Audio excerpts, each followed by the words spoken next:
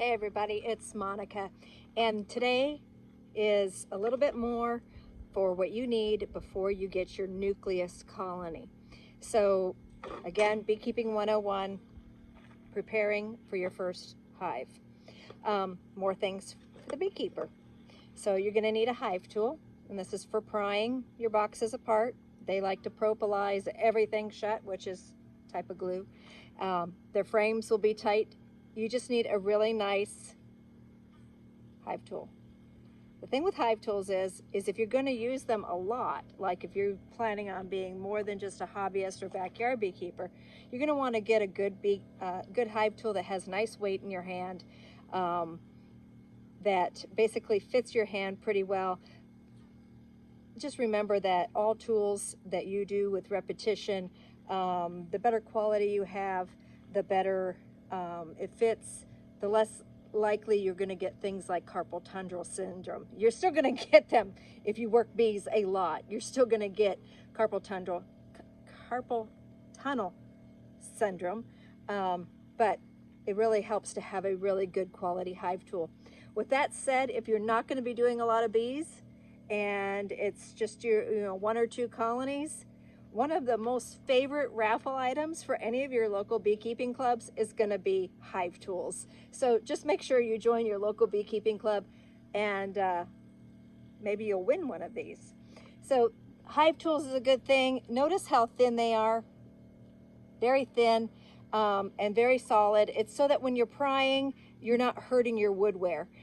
If you use something thicker like a screwdriver or something like the mini Pro Bar, they start to become a little bit too thick in here, and over time you're going to cause a bunch of problems in your boxes. So just use a hive tool. It's really great because it also pries nails. You can use it for other tools around the house than just working your bees. So a good thing. So scraping, prying nails, prying the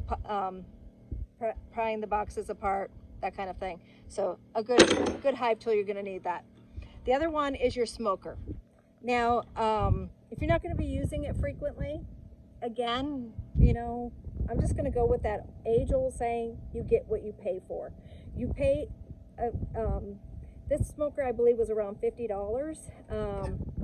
And this is an El Cheapo from like Amazon, and I think it's like 25 bucks.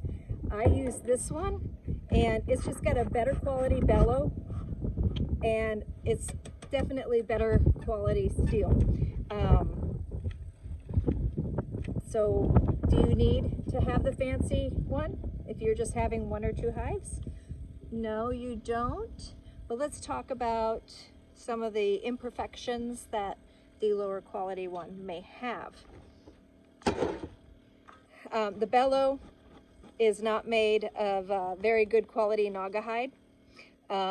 It tends to get holes a little bit more faster, so you got a hole here, and you can replace the bellow, and that's going to be in one of my future videos, is how to fix your smoker and how to clean your smoker. But we're not getting into that right now. We're just going to talk about quality. And so the wood is not as good a quality that's on, and of course I like Dadants. So this is just an El Cheapo, like I said, Amazon purchase kind of thing. If you look at the bellow quality, the other thing is, and this is the scary part, in here they have what we call a smoke tray or grate. This one's a little wet. It was out. So this smoke tray or grate comes usually from the cheap companies. I've seen this so many times. The legs arrive folded down, and then you've got this flat plate inside your smoker. And a lot of the cheaper companies, with this arriving folded down, they don't tell you you need to fold the legs out. And so a lot of beginning beekeepers can't seem to keep their smokers lit. And this is one of the major problems. So you want to get in there and you want to pull these legs so that your tray or grate has something to give space to, so that when you're using your bellow to give it a puff, there's space between inside the fire chamber that allows the air to come up and feed the fire.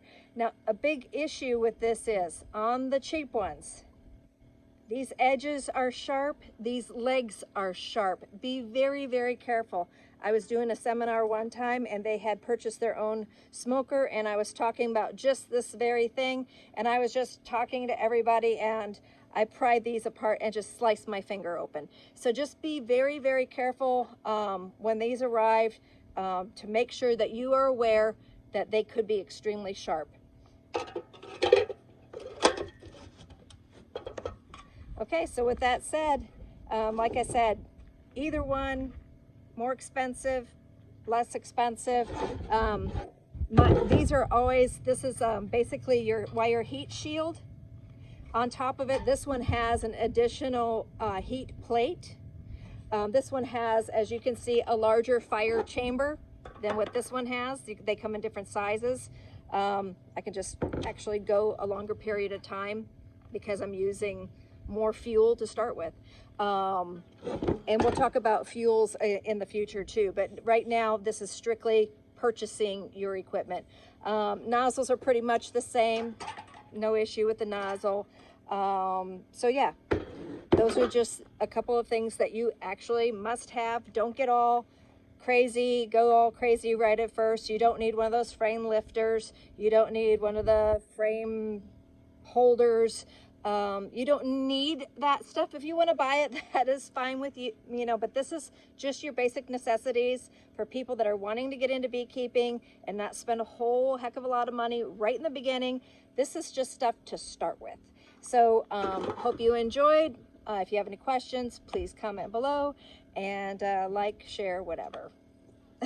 Have a great day.